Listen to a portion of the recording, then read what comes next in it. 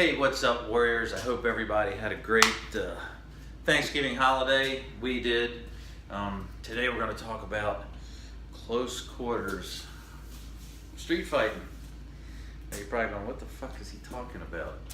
You know, a lot of the fights, you see, if you're watching UFC or boxing, the fight's out here. But if you're out in the street and this motherfucker's pissed off and he's coming at you, and you're already in your offensive position, he gets right up on you, and you're in close quarters. What the hell are you going to do? You know, you can throw a knee to the leg or the groin, or from here you got your hands up, and before he gets a shot off, you just want to drive both palms into his face or her face, whatever the case may be. Like I said, if you're here, you went like this, hey man, I want it, and he immediately closes the gap right in his face, wherever you can hit.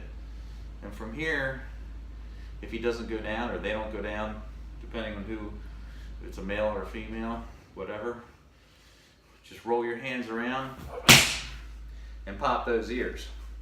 This ain't boxing, this ain't UFC, there's no rules, there's no ref. All that shit goes out the window. You got to do whatever you got to do to frickin' survive.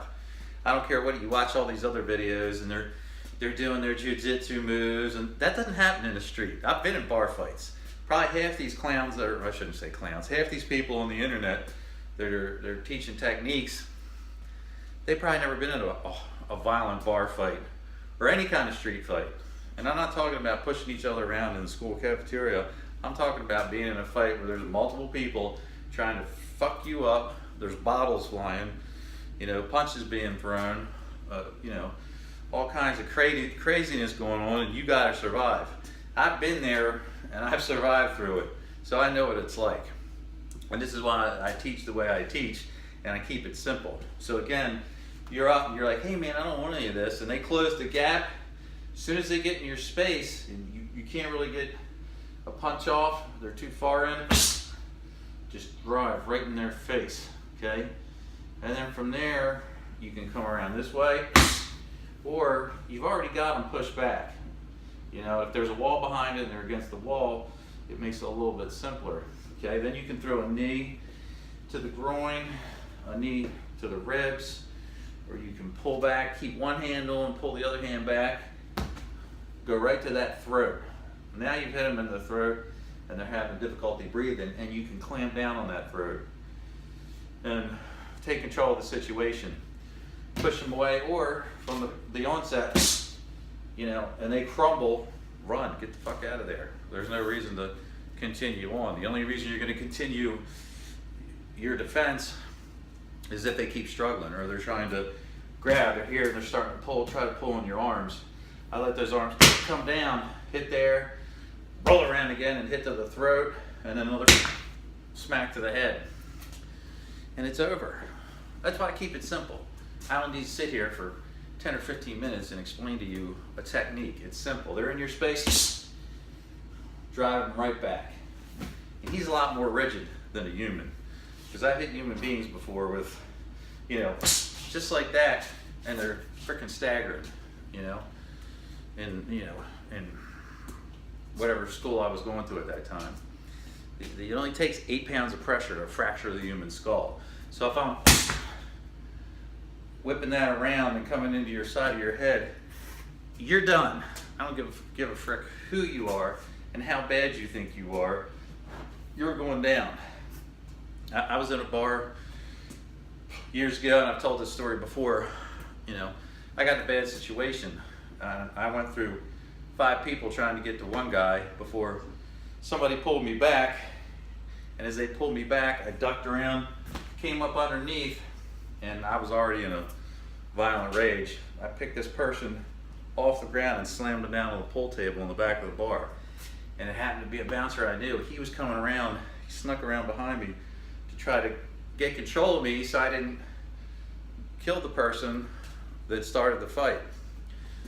And I didn't realize, as soon as I realized who it was, you know, I had him down on the pool table and I had him by the throat, and I was going to end his shit, and I realized who it was, and I stopped myself. But that's what I'm saying. That's a real situation where once your mind goes into that mode, in defense mode, it's like a horse with blinders on. You just do what you got to do to survive and take control and end that attack.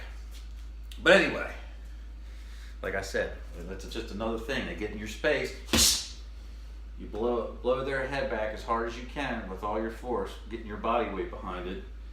And then, like I said, if they keep moving, if they stop and they give up, that's fine. If they don't, like I said, you can roll around, come around again. That's all you gotta do. It's not like TV. You see these people get hit in TV and they get back up after they just took a vicious right cross to the face or a right hook to the face. That doesn't happen.